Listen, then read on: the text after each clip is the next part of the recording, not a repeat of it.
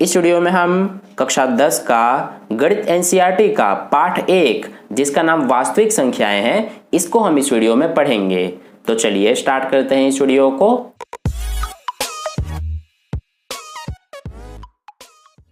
तो देखिए dear students, सबसे पहले हम इस चैप्टर से रिलेटेड जो मोस्ट इंपॉर्टेंट पॉइंट्स हैं उनको समझ लेते हैं, जो कि आपके लिए बहुत ज़्यादा ज़रूरी है।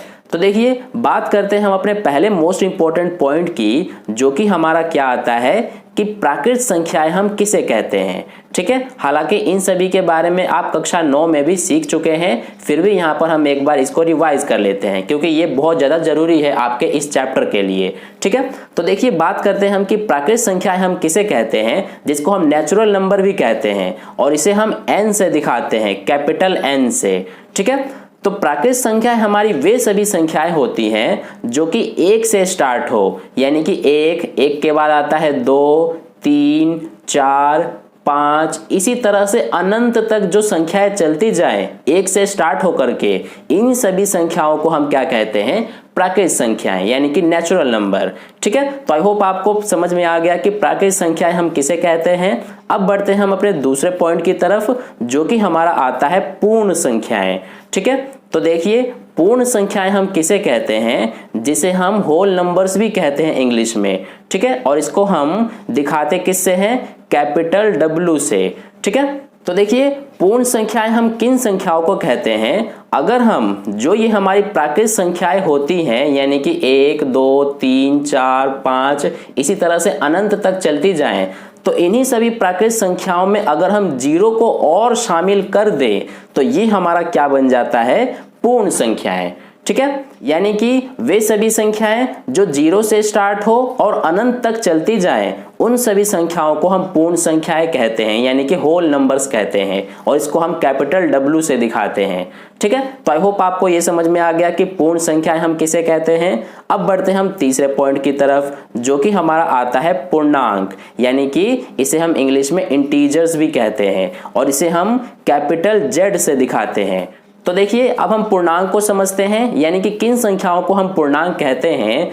तो देखिए वे सभी संख्याएं जो 0 से तो स्टार्ट हो, यानी कि 0, 1, 2, 3, 4, 5 इसी तरह से अनंत तक चलती जाएं, लेकिन 0 से पहले वाली भी संख्याएं इसमें शामिल होंगी, यानी कि 0 से पहले क्या आएगा, -1, फिर -2, फिर इसके बाद -3, इसके बाद -4, इसी तरह से इधर भी अनंत तक संख्याएं चलती जाएंगी और इधर भी अनंत तक संख्याएं चलती जाएंगी। तो इन्हीं संख्याओं को हम क्या कहते हैं, पूर्णांक कहते हैं, यानी कि वे सभी संख्याएं जिसमें 0 भी शामिल हो और इसमें धनात्मक संख्याएं भी शामिल हो। देखिए ये 1, 2, 3, 4, 5 ये सभी क्या है, धनात्मक हैं, और ये जो 0 के इधर है यानी कि बाएं तरफ, इनको हम ऋणात्मक पूर्णांक कहते हैं। ठीक है, तो देखिए पूर्णांक हम किन संख्याओं को कहते हैं, जिसमें धनात्मक संख्याएं भी हो और ऋणात्मक संख्याएं भी हो और 0 भी शामिल हो। ठीक है, तो देखिए 0 के इधर जितनी भी ये संख्याएं होती हैं, जो कि 1 से स्टार्ट होकर के इधर जितनी भी संख्याएं होती हैं, उनको हम धनात्मक पूर्णांक कहते हैं। इस बात का आपको ध्यान रखना है, ये सभी क्या हैं, धनात्मक पूर्णांक है। ठीक है, तो ये हो गया। और 0 के जो इधर हैं, यानी कि ये -1 से लेकर के इधर जितनी भी संख्याएं होंगी, इनको हम क्या कहते हैं, ऋणात्मक पूर्णांक कहते हैं। ठीक है, तो यहां पर मैं लिख देता हूं ऋणात्मक पूर्णांक। और जो हमारा ये 0 है, जो आप यहां पर देख रहे हैं, ये ना ही तो हमारा धनात्मक पूर्णांक होता है और ना ही ऋणात्मक पूर्णांक होता है। ठीक है, तो इस बात का आपको ध्यान रखना है। तो इस तरह से हमने पूर्णांक को भी समझ लिया। अब यहाँ पर हम अगले पॉइंट की बात करते हैं, जो कि हमारा आता है परिमेय संख्याएं। ठीक है, तो यहाँ पर मैं लिख लेता हूं सबसे पहले परिमेय संख्याएं, और इसको हम इंग्लिश में रैशनल नंबर कहते हैं। ठीक है, और देखिए परिमेय संख्याओं को हम Q से दिखाते हैं, यानी कि जो हमारा कैपिटल Q होता है उससे हम परिमेय संख्याओं को दिखाते हैं। ठीक है, अब देखिए सबसे पहले हम समझ लेते हैं कि परिमेय संख्याएं हम किन संख्याओं को कहते हैं। तो वे सभी संख्याएं जिनको हम p बटे q के रूप में लिख सकें, ठीक है। और इसमें हमारा एक कंडीशन होता है कि जो ये नीचे q है ये हमारा कभी भी 0 के बराबर नहीं होना चाहिए, यानी कि नीचे कभी भी 0 नहीं होना चाहिए। तो उन सभी संख्याओं को हम परिमेय संख्याएं कहते हैं, ठीक है। अब देखिए यहां पर आपको एक बात ध्यान रखना है कि जो इसमें हमारा p और q है ये और कुछ भी नहीं बल्कि ये दोनों पूर्णांक हैं, p भी और q भी। और यहां पर अभी हमने समझा कि पूर्णांक हम किन संख्याओं को कहते हैं, तो इसे आप यहां पर देख सकते हैं, ठीक है। तो p और q हमारे और कुछ भी नहीं बल्कि ये पूर्णांक ही होते हैं। अब यहाँ पर मैं आपको एग्जाम्पल के थ्रू समझाता हूँ कि परिमेय संख्याएं हम किन संख्याओं को कहते हैं। जैसे कि देखिए यहाँ पर हमारा एक यहाँ पर परिमेय संख्या है 2/7। ये हमारा एक परिमेय संख्या है, क्यों? क्योंकि देखिए ये हमारा p बटे q के रूप में लिखा हुआ है। ये 2 जो है ये p की जगह पे है और जो ये 7 है ये इस q की जगह पे है, और ये दोनों पूर्णांक है जैसे कि यहाँ पर आप देख सकते हैं, ठीक है। तो इस तरह से ये 2/7 हमारा एक परिमेय संख्या होगा। इसी तरह से आप देख सकते हैं ये जो 9/5 है ये भी हमारा एक परिमेय संख्या होगा, क्योंकि ये भी p बटे q के रूप में लिखा हुआ है। और इसमें जो हमारा q है ये आप जो देख सकते हैं नीचे ये भी 0 नहीं है, और इसमें भी हमारा q 0 नहीं है, ठीक है। अगर नीचे 0 आता है तो फिर हमारा वो परिमेय संख्या नहीं कहलाएगा। ये हमारा कंडीशन होता है, यानी कि ये नियम कह सकते हैं आप, जो कि परिमेय संख्या के लिए लागू होता है, ठीक है। तो इस तरह से इन संख्याओं को हम परिमेय संख्याएं कहते हैं। अब देखिए इसके अलावा आप बताइए मुझे कि जो ये 7 है क्या ये भी एक परिमेय संख्या होगा? तो इसका आंसर है हाँ, बिल्कुल होगा। क्यों होगा? क्योंकि देखिए 7 को हम इस तरह से 7/1 भी लिख सकते हैं, है ना, क्योंकि 7 का मतलब क्या है, इसके नीचे कुछ भी नहीं है तो 1 ही माना जाएगा। इसलिए 7 भी हमारा एक परिमेय संख्या है, क्योंकि इसको हम 7/1 के रूप में लिख सकते हैं, जो कि हमारा p बटे q के रूप में ये है, ठीक है। p हमारा इसमें 7 है और q इसमें 1 है। यहाँ पर भी देख सकते हैं आप q जो है वो 0 के बराबर नहीं है, यानी कि q हमारा 0 नहीं है, इसलिए ये हमारा क्या है, एक परिमेय संख्या है, जो कि हमारा ये जो 7 है ये, ठीक है। तो इस तरह से ये हो गया। इसके अलावा एक और एग्जांपल देखिए, यहाँ पर जैसे मान लीजिए ये -4 है हमारा, तो क्या ये भी एक परिमेय संख्या है? जी बिल्कुल, ये भी परिमेय संख्या है। क्यों है? क्योंकि देखिए -4 को हम इस तरह से -4/1 लिख सकते हैं, क्योंकि -4 के नीचे कुछ भी नहीं है तो 1 ही माना जाएगा। इसलिए -4/1 ये भी हमारा p बटे q के रूप में है, तो ये भी एक परिमेय संख्या ही होगा, ठीक है। देखिए यहाँ पर ऊपर माइनस में है, तो जैसा कि मैंने आपको पहले ही बताया था कि p और q हमारे ये दोनों पूर्णांक हैं, तो देखिए -4 भी हमारा एक पूर्णांक होता है, ठीक है। तो इसलिए ये हमारा -4 जो है ये भी एक परिमेय संख्या ही है, क्योंकि इसको हम -4/1 लिख सकते हैं, जो कि p बटे q के रूप में है, ठीक है। तो इन सभी संख्याओं को हम परिमेय संख्याएं कहते हैं। आई होप आपको परिमेय संख्याएं अच्छे से समझ में आ गया। अब हम बढ़ते हैं नेक्स्ट पॉइंट की तरफ, जो कि हमारा क्या है, अपरिमेय संख्याएं।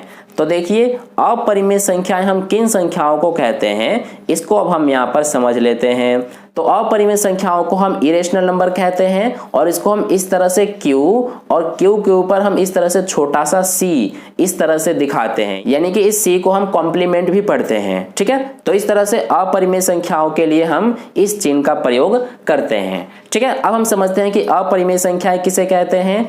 तो देखिए जो हमारा अपरिमेय संख्याएं हैं ये परिमेय संख्याओं का बिल्कुल ऑपोजिट है। हम परिमेय संख्याएं उन संख्याओं को कहते हैं जिन्हें हम p बटे q के रूप में लिख सकें, लेकिन अपरिमेय संख्याएं हम किन संख्याओं को कहते हैं, जिसे हम p बटे q के रूप में नहीं लिख सकें, ठीक है। जैसे कि फॉर एग्जांपल देखिए √2 यानी कि वर्गमूल 2 जो है ये हमारा एक अपरिमेय संख्या है। क्यों? क्योंकि इसको हम p बटे q के रूप में नहीं लिख सकते हैं, ठीक है। इसी तरह से जो हमारा √5 है ये भी हमारा एक अपरिमेय संख्या है, क्योंकि इसे भी हम p बटे q के रूप में नहीं लिख सकते हैं, ठीक है। अब कुछ बच्चों के माइंड में ये आ रहा होगा कि ये भी तो हमारा परिमेय संख्या हो सकता है, क्योंकि √2 को हम √2/1 लिख सकते हैं।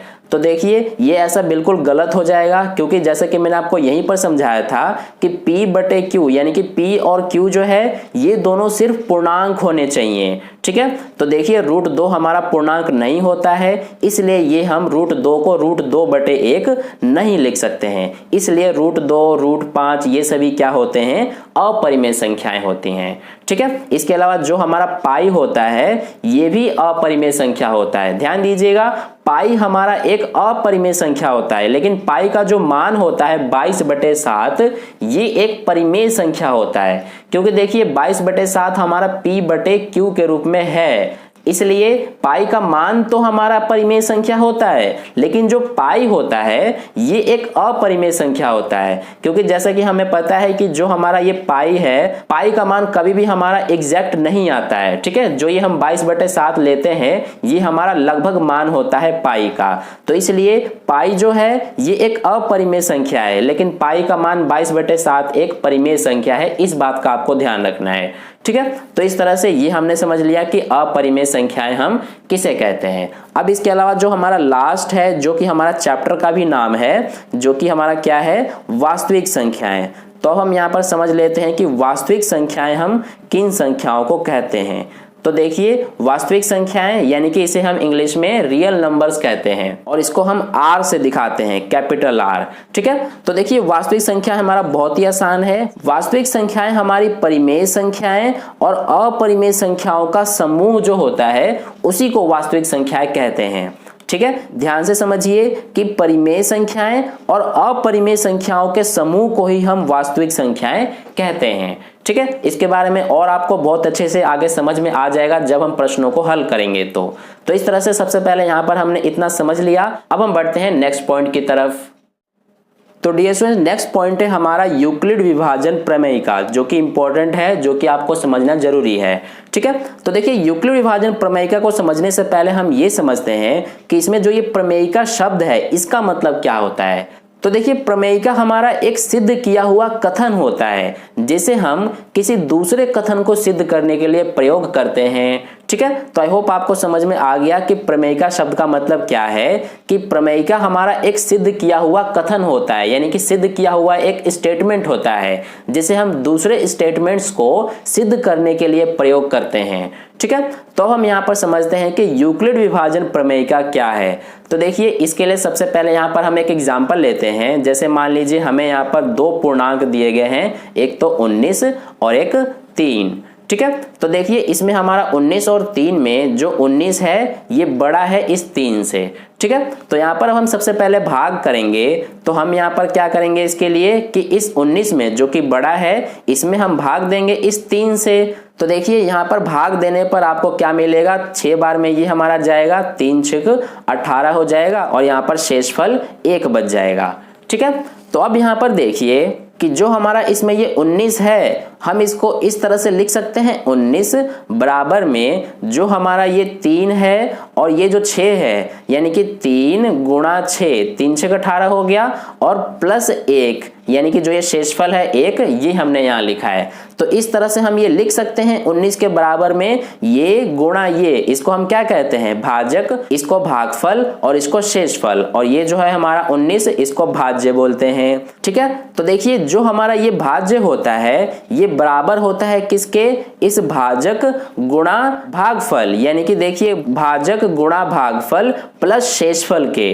ठीक है, मैं यहाँ पर इसको लिख देता हूं, ये हमारा क्या होता है, ये होता है हमारा भाजक। तो ये हमने लिख लिया, और ये जो हमारा जिसमें हम भाग करते हैं इसे हम क्या कहते हैं, भाज्य कहते हैं। ठीक है, और इसे हम भागफल कहते हैं, तो इसे हम यहाँ पर लिख लेते हैं, और इसके अलावा जो हमारा बचता है इसे हम शेषफल कहते हैं। ठीक है, तो यहाँ पर अगर हम इसको इस तरह से लिखना चाहें कि ये हमारा 19 क्या है, 19 भाज्य है, तो इसको हम इस तरह से लिख सकते हैं कि भाज्य बराबर में 3 क्या है, हमारा भाजक है। तो ये हमने लिख लिया इस तरह से, भाजक गुणा ये हमारा 6 क्या है, भागफल है, तो यहाँ पर हम लिख लेंगे भागफल, और प्लस में ये 1 क्या है, हमारा शेषफल। तो ये हमने इस तरह से यहाँ पर लिख लिया। ठीक है। तो देखिए ये हमारा क्या बन गया, भाज्य बराबर भाजक गुणा भागफल प्लस शेषफल। अब देखिए यूक्लिड विभाजन प्रमेयिका में जो हमारा ये भाजक होता है, भाजक को b से दिखाया जाता है और भाज्य जो होता है इसको a से दिखाया जाता है। इसके अलावा भागफल को q से दिखाया जाता है यानी कि कोशेंट, और शेषफल को r से दिखाया जाता है यानी कि रिमाइंडर। ठीक है। तो देखिए यहाँ पर हमारा जो भाज्य है, भाज्य को a से दिखाया गया है, तो यहाँ पर हम इस तरह से लिख लेंगे कि ये हमारा क्या हो जाएगा a, फिर बराबर में भाजक, भाजक को b से दिखाया गया है तो ये हमारा हो जाएगा b, और फिर गुणा में है हमारा भागफल, और भागफल को q से दिखाया जाता है तो ये हो गया q, और फिर इसके बाद प्लस में शेषफल है और शेषफल को r से दिखाया जाता है तो ये हो गया r। ठीक है। अब देखिए ये हमारा a बराबर बी क्यू प्लस आर, ये हो गया। इसके अलावा देखिए जो इसमें हमारा भाग करने के बाद शेषफल बचता है ये हमारा हमेशा या तो 0 होगा या फिर 0 से बड़ा होगा, लेकिन 0 से बड़ा होने का मतलब ये नहीं कि इस भाजक से भी बड़ा हो जाए, यानी कि ये जो हमारा शेषफल बचता है ये हमेशा या तो 0 हो सकता है यानी कि 0 के बराबर हो सकता है या फिर 0 से बड़ा हो सकता है, लेकिन इस भाजक से बड़ा कभी भी नहीं हो सकता या फिर इस भाजक के बराबर नहीं हो सकता। तो इसको हम इस तरह से लिख सकते हैं कि जो हमारा इसमें शेषफल होता है ये या तो 0 से हमारा बड़ा हो सकता है या फिर 0 के बराबर हो सकता है। ठीक है। और जो इसमें हमारा ये शेषफल होता है ये छोटा होता है हमेशा इस b से, b का मतलब है इस भाजक से।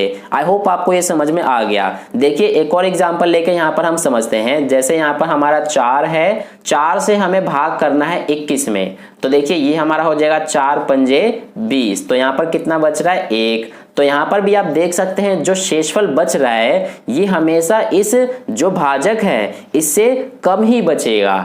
ठीक है। अगर ये ज्यादा आ रहा है या फिर इसके बराबर आ रहा है तो कहीं पे आपने मिस्टेक की हुई है।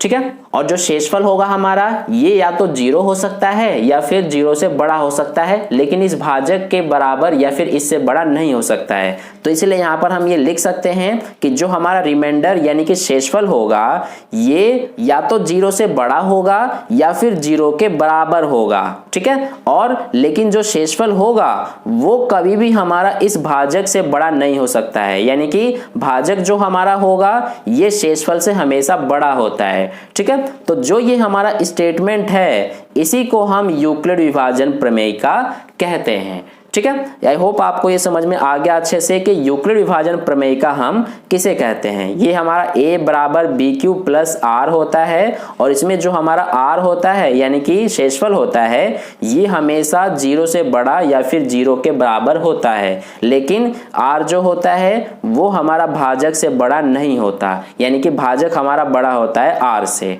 ठीक है। तो ये हमारा है यूक्लिड विभाजन प्रमेयिका। आई होप आपको अच्छे से समझ में आ गया है। अब इसके अलावा एक और मोस्ट इंपॉर्टेंट पॉइंट है जिसको हम समझ लेते हैं। तो डियर स्टूडेंट लास्ट पॉइंट है हमारा यूक्लिड विभाजन एल्गोरिथम। तो देखिए यूक्लिड विभाजन एल्गोरिथम क्या है और इसका हम प्रयोग कब करते हैं, जब हमें दो धनात्मक पूर्णांक दिए गए हो और उसका हमें एचसीएफ निकालने के लिए जो विधि का प्रयोग किया जाता है उस विधि के चरणों को ही हम क्या कहते हैं, यूक्लिड विभाजन एल्गोरिथम कहते हैं। ठीक है। देखिए इसका डेफिनेशन जो है मैं यहाँ पर एक बार लिख देता हूं।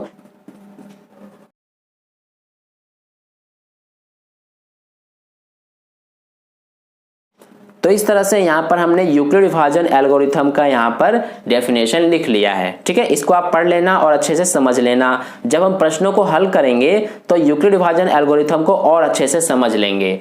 ठीक है। तो इस वीडियो में बस इतना ही। आई होप आपको वीडियो अच्छा लगा हो। अगर वीडियो अच्छा लगा हो तो लाइक कर दीजिएगा, अपने दोस्तों के साथ शेयर कर दीजिएगा, और पहली बार वीडियो को देख रहे हैं तो चैनल को सब्सक्राइब करके बगल में जो बेल आइकन आता है उस पर ऑल वाले पे क्लिक कर लीजिए ताकि नेक्स्ट वीडियो जैसी अपलोड की जाए उसका नोटिफिकेशन सबसे पहले आपको मिले। तो फिर मिलते हैं अगली वीडियो में प्रश्नावली 1.1 के साथ। धन्यवाद।